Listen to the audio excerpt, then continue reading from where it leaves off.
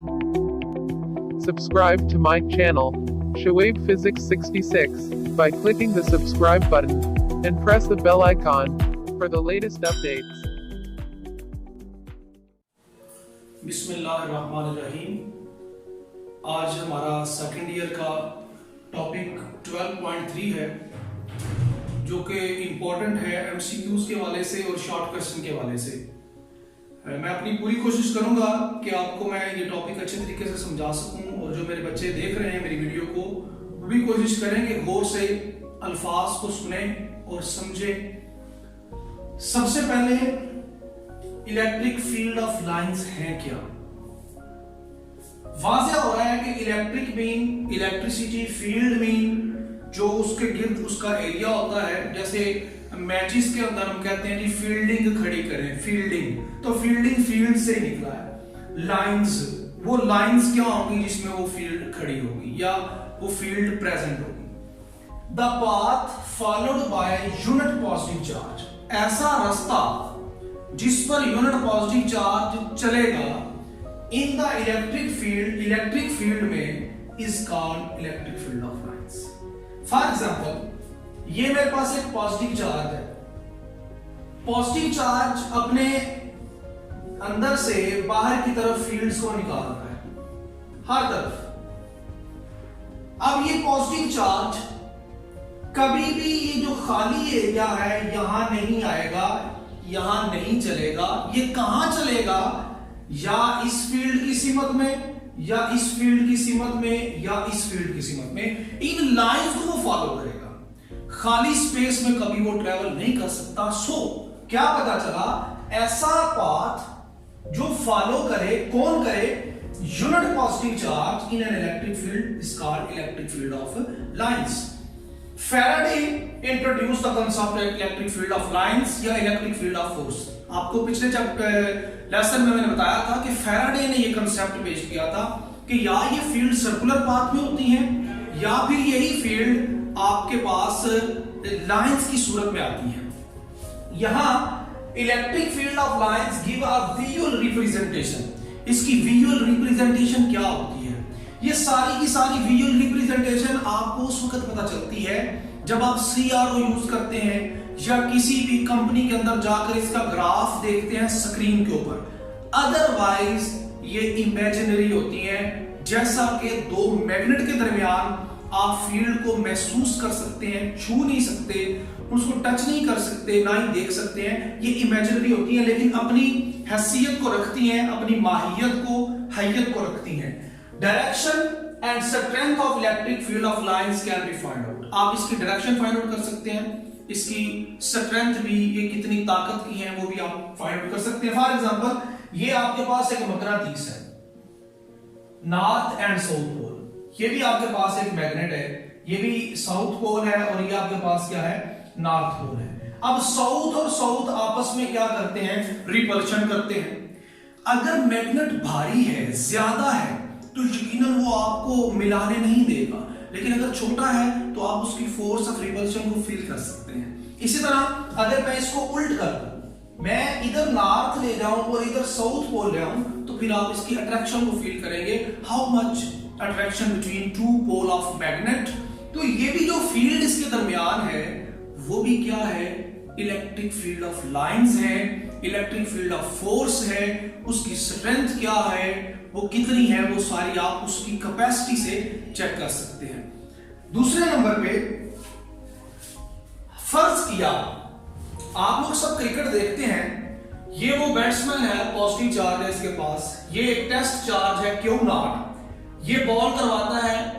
ये सारे के सारे जो चार्जेस आपको नजर आ रहे हैं ये फील्डिंग है। ये आप देखते हैं कि पावर प्ले के अंदर वो इस दायरे के अंदर मौजूद है। इन सब का काम ये होगा कि उस बॉल को पकड़ेंगे जो इसकी हदूद से बाहर जाएगी। लेकिन यहां प्रोसेस ये है कि पॉजिटिव चार्ज, अगर टेस्ट चार्ज भी पॉजिटिव है और जो चार्ज आपने सिलेक्ट किया वो भी पॉजिटिव है, तो इन दोनों के दरमियान फोर्स ऑफ रिपल्शन एग्जिस्ट करती है, अट्रैक्शन नहीं।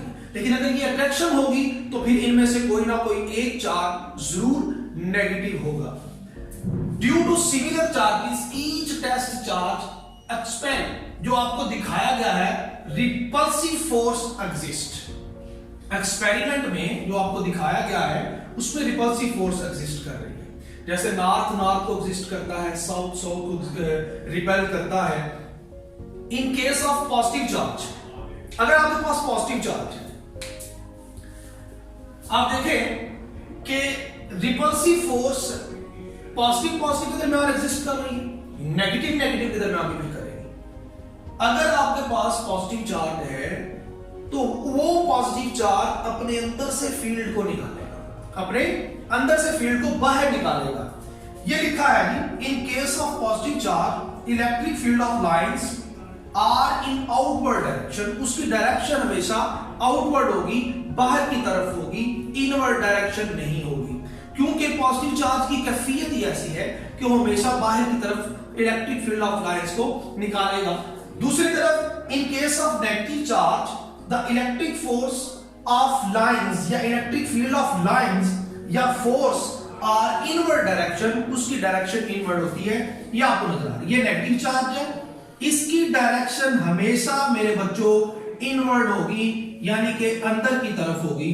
और दूसरी तरफ जो पॉजिटिव चार्ज है, मैंने आपको बताया है, इसकी डायरेक्शन हमेशा आउटवर्ड होगी, आपको बाहर, इसकी डायरेक्शन हमेशा क्या होगी, आउटवर्ड होगी। ठीक है जी। अब अगर मैं दो पॉजिटिव चार्ज पास लेकर आता हूं तो इलेक्ट्रिक फील्ड ऑफ लाइंस जो है उनके साथ क्या होगा, तो देखते हैं।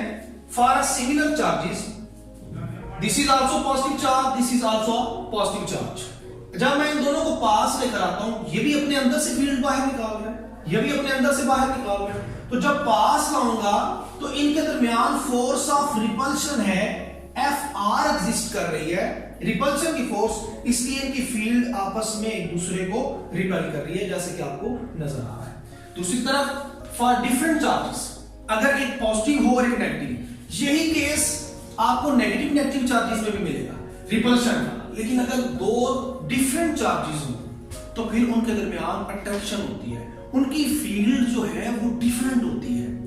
वो कैसे? पॉजिटिव चार्ज बाहर निकालता है, नेगेटिव चार्ज उसको एक्सेप्ट करेगा।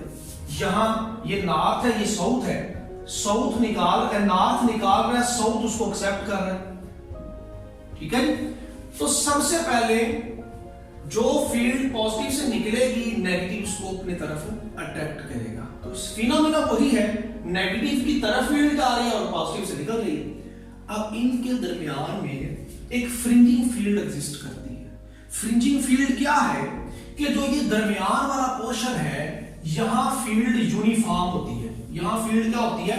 Uniform. The field in the middle is uniform, but at the ends, अगर आप एंड पर देखें, ये जो पोर्शन आपको नजर आ रहे हैं, ये वाले, the field lines become curve, तो बाद में जाकर फील्ड जो है वो कर्व होना शुरू हो जाती है। सेंटर में यूनिफॉर्म है, जबकि एंड पे कर्व हो गई है।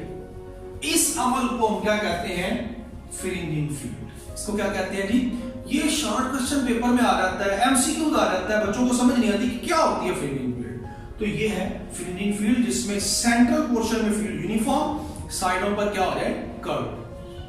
एंड पे कैरेक्टरिस्टिक्स मोस्ट इंपॉर्टेंट है, पेपर में ये लॉन्ग क्वेश्चन भी आ जाता है मेरे बच्चों, लेकिन ज्यादातर short MCQs. First of all, पहला पॉइंट, जो इलेक्ट्रिक फील्ड ऑफ लाइंस है वो पॉजिटिव चार्ज से शुरू होगी, नेगेटिव पे एंड होगी। नंबर 2, यहां पर जो टेंजेंट है, किसी भी फील्ड के ऊपर टेंजेंट ले, वो आपको इलेक्ट्रिक फील्ड ऑफ लाइन की डायरेक्शन बताएगा।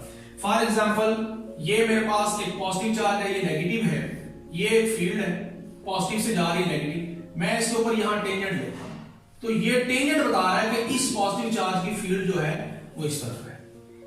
Number 3, field is strong near the charges, weak when we move far away। आप ये देखें कि यहां पॉजिटिव चार्ज से फील्ड बाहर निकल रही है, तो यहां मैं एक दायरा लगाता हूं। आप देखें कि यहां वो ज्यादा करीब है आपस में, यहां फासला बढ़ गया है, इसके मुकाबले में, इस डिब्बे के मुकाबले में यहां फासला ज्यादा है, यहां और आ गया। तो जैसे जैसे दूर जाते जाएंगे, इनकी स्ट्रेंथ कम होती जाएगी। क्यों? फील्ड ऑफ लाइंस के दरमियान ये गैप बढ़ता जाएगा। No lines intersect each other, ये कितना प्रोसेस है, लेकिन लाइंस इंटरसेक्ट नहीं करेंगी, क्रॉस नहीं करेंगे एक दूसरे को। ऐसा कभी नहीं होगा कि ये जो प्रॉब्लम आपको इस तरह का फिनोमेना नजर आ रहा है, ये फील्ड इधर से जाकर ऐसे हो जाए, तो लिहाजा ऐसी फिजिकली इम्पॉसिबल है। Electric field of lines can never intersect each other. Imaginary lines ये नजर नहीं आती, मैग्नेट को पास करके देख ले, आपको कुछ नजर नहीं आएगा। पास थ्रू कंडक्टिंग मटेरियल्स, जो कंडक्टिंग मटेरियल है उसमें से electric field of lines pass कर सकती हैं। मोस्ट इंपॉर्टेंट लास्ट पॉइंट, ये कंडक्ट करेंगी लॉन्गिट्यूडनली। लॉन्गिट्यूडनली क्या है? आपने लॉन्गिट्यूडनल वेव्स की डेफिनेशन पढ़ी हो। इसमें वेव्स की सिमत जो प्रोपगेशन की होती है और जो पार्टिकल की मोशन होती है वो एक दूसरे के पैरेलल होती है, जबकि ये एक्सपैंड लिटरेरली करेंगी साइड वाइज। ये देखिए, ये एक्सपैंड कर रही है, बाहर को निकल रही है, और कंडक्ट क्या कर रही है? लॉन्गिट्यूडनली। ये हमारा इंपॉर्टेंट लेक्चर है। जो भी इसके अंदर मैंने आपको बताया है, ये शॉर्ट और एमसीक्यूज के हवाले से बड़ा इंपॉर्टेंट है। आप इसकी डेफिनेशन याद करें, इसका कंसेप्ट क्लियर करें कि ये माइकल फैराडे ने पेश किया, ये लाइंस की सूरत में भी बाहर आ सकती हैं, ये सर्कुलर पाथ भी क्रिएट कर सकती हैं। आज के लिए हमारा इतना ही टॉपिक है। इजाजत दीजिए। अस्सलाम वालेकुम व रहमतुल्लाहि व बरकातुहू।